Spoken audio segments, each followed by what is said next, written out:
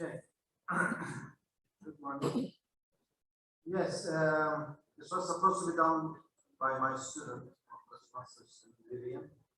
She has some health issues, so I take it over. Obviously, she's from Nigeria, and we were mostly looking in the construction risk and identification of this mainly. I of course do other similar studies, not only on Nigeria.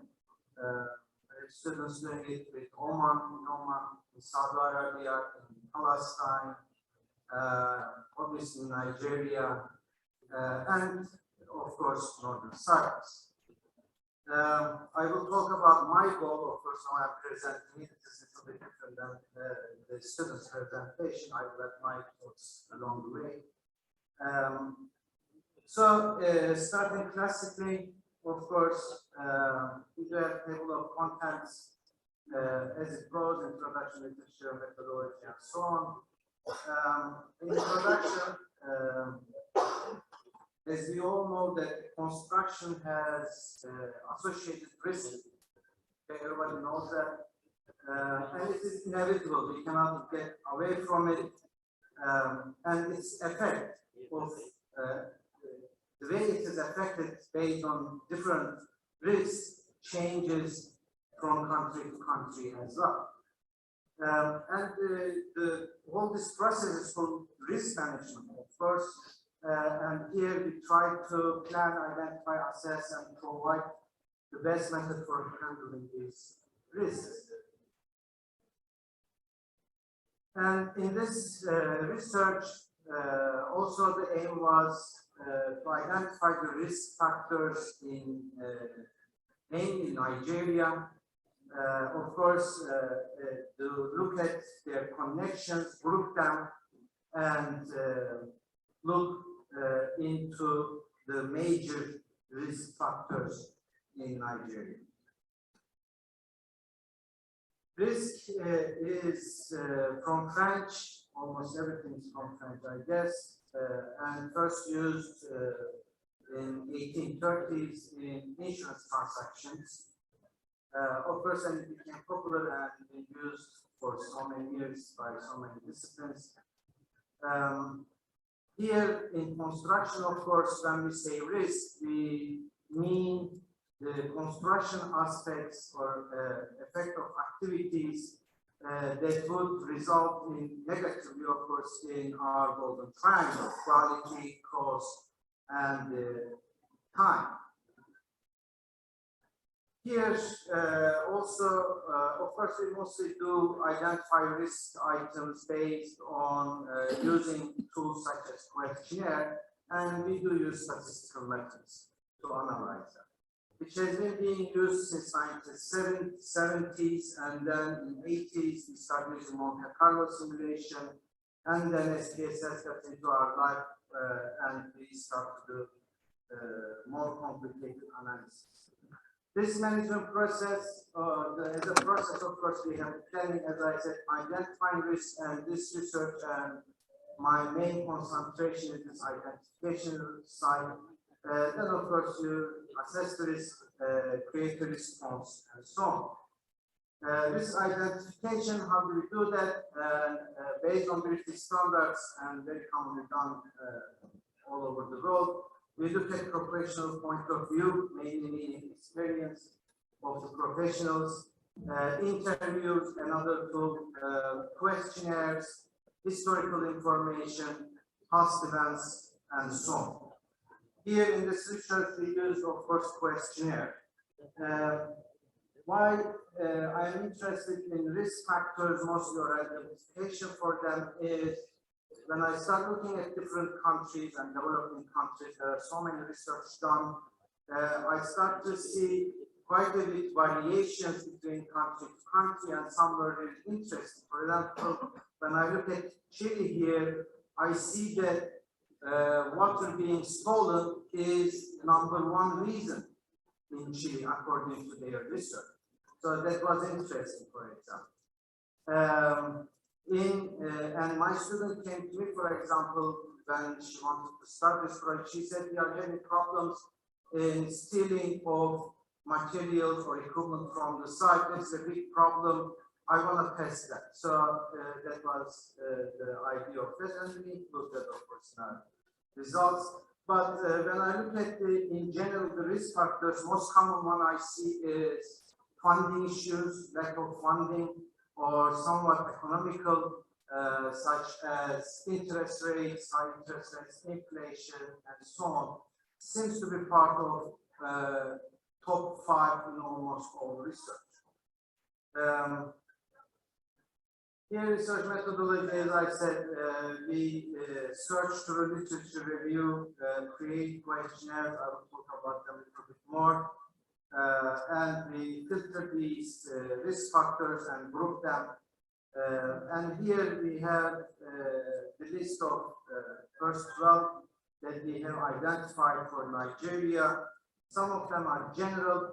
And as I said, my student wanted to check this physical damage or theft of construction machineries, which apparently is a big problem the way she thought.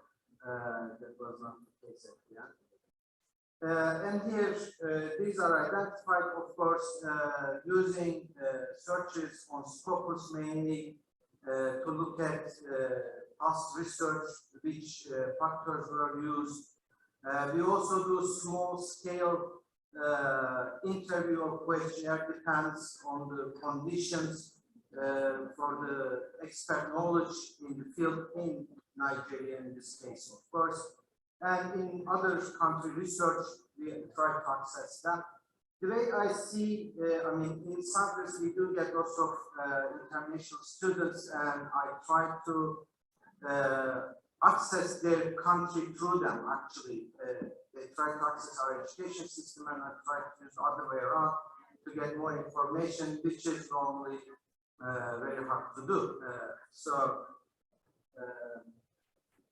It works for us. So there we identified 22 factors there. Questionnaire, I eliminated some of the slides of the student, of course. I don't have the whole questions and stuff. But one of the main things is in questionnaire nowadays is access, face-to-face issues due to COVID pandemic issues. And we mostly use Google Forms to access these individual experts to do the questionnaire. Of course, if we have a sample size issue, we have to always check, identify what should be the minimum population size in our research, and we do have formulas for that. After we collect the data, one major thing, well, first, I was going to say, we grouped these 22 factors in the 3 major sections under project security risks with 10 questions, technical management risks with 30 questions, and owner client risks with 4 questions. Owner client risk, you know, if you need to give example, owner client is, for example, change in the project or the objective of it, so it comes from the owner side, or technical issues, anything that can go practically on site, or security issues, mainly it was the first item, and there are other ones, of course, whether this equipment or material is being stolen and so on. So we group them into 3 groups. We check the reliability using Chroma Alpha first. There are few of them, and most common one is Chroma Alpha. As long as our number is above 0.6, which all are very close, some of them, but they are still at the limit, we consider the collected data as reliable. Also, there is a normality issue. We look at it. And normality has made 3 tests actually, and I do like Shapiro-Wilk one mainly because it is much better in smaller population size. Also, depending on normality, whether you have it or not, we have to decide on which test to run, parametric, non-parametric. If we run one way ANOVA test, and we found that there is a significant difference, among the three groups. There was a test run as a whole as well for individual, but as I said, I tried to summarize. And based on the relative weights here, we found that the technical management risk category is with 70% has the highest importance. Then comes the security risk with 20% and owner related risk is 20% and security risk 10%. If we look at each one a little bit in more detail, we see that technical management side 66% considers higher, 22% are at mid-level, and the 12% considers it as low impact. From this, we have top 5 technical risk factors identified. Of course, awarding project tasks on qualified designers, wait for approval of regard tests and project inspection, changing the scope of project, miscommunication between project parties, compressed project schedule was the top 5 in this case. Then we have all the crime related. I will not read the numbers, I'm running out of time. And risk factor here was the inability of owner to finance or continue financing a project was number 1.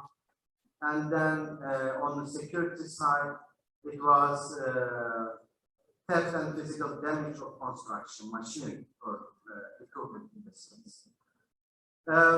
In conclusion, this is the summary of what I just said, but I want to conclude with actually all this research is part of the larger picture that I have in mind.